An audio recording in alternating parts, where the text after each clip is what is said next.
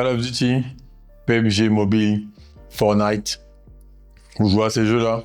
J'ai un truc pour vous.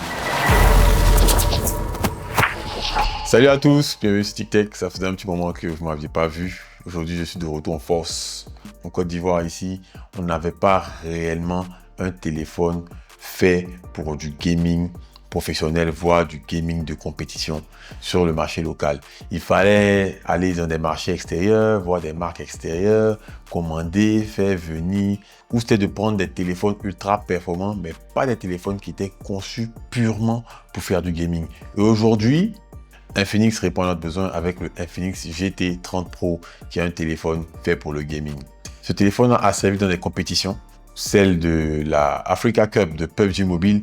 Donc c'est vraiment des gens professionnels, donc qui jouent vraiment à un niveau au-dessus, qui ont utilisé ce téléphone-là pour faire la compétition, voire remporter le titre.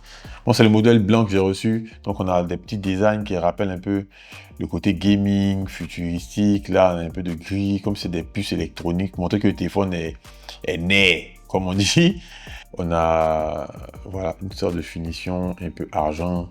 À l'avant, vous remarquerez que on n'a pas trop de bordure au niveau de l'écran. Donc on a vraiment un écran qui couvre le maximum de surface. Donc c'est très très agréable en prise en main et dans l'utilisation aussi. Ça, c'est un bon point. Ça, j'ai beaucoup aimé. Et là, on a des reflets. Il y a des petits reflets ici. Il n'est pas aussi fin que ses petits frères, Hot 50, Hot 40, mais je pense qu'il est autour de 8 mm.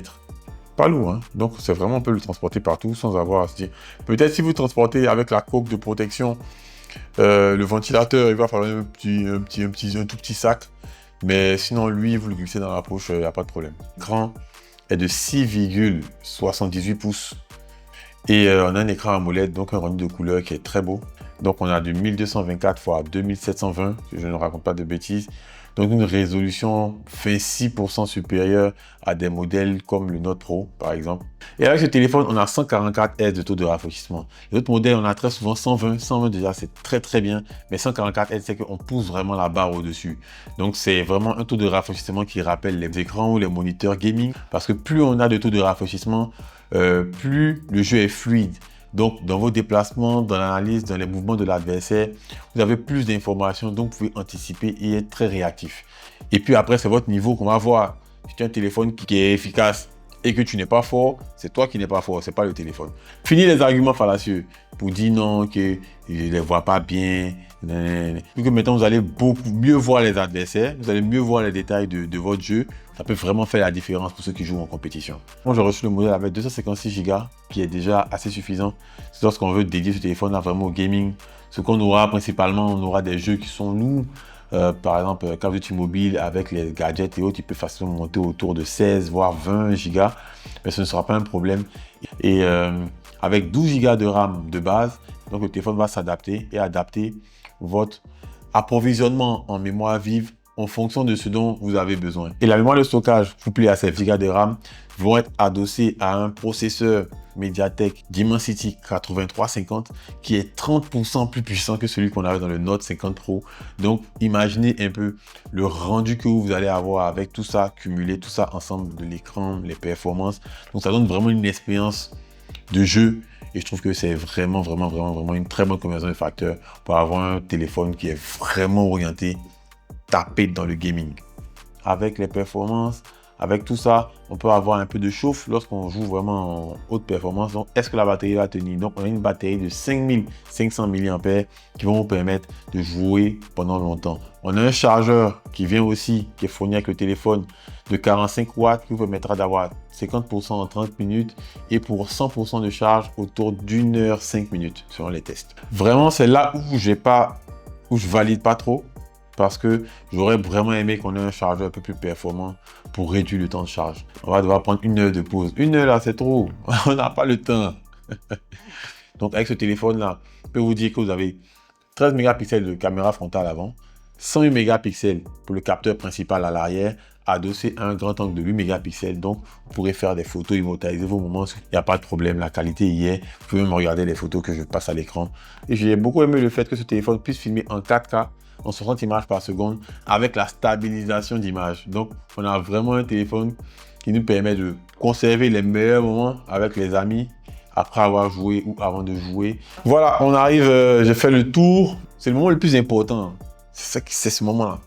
Mais toujours arriver à ce moment important-là, vous partez avant.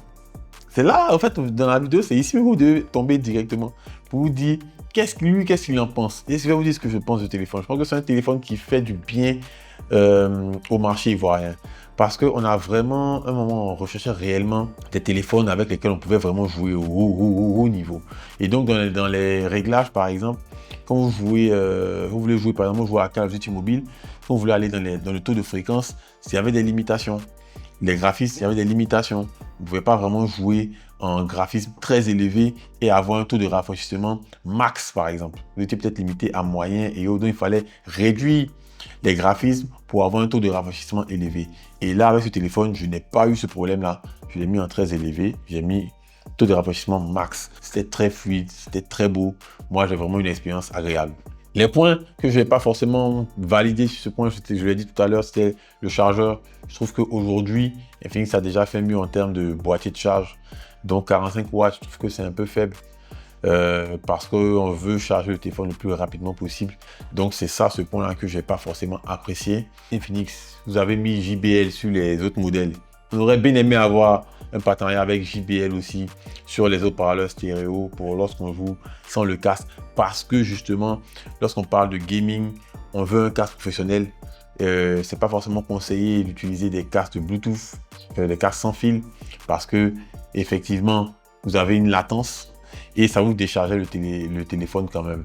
Donc, on aurait bien aimé avoir une prise jack pour brancher directement nos casques sur le téléphone ou qu'on ait un adaptateur qui permettrait de connecter en fait le câble jack du casque directement sur le téléphone via l'adaptateur.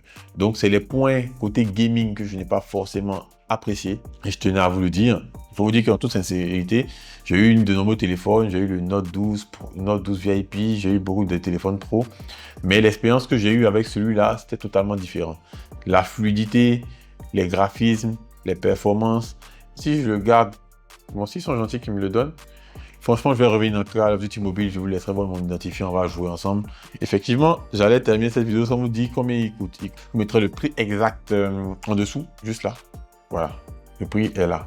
En tout cas, c'est tout pour moi aujourd'hui avec le Infinix GT30 Pro. Et on se dit à bientôt. Et je vous laisse avec quelques vidéos de personnes que j'ai salies sur Call of Duty Mobile. Allez, on se dit à bientôt. Target down. Tango down.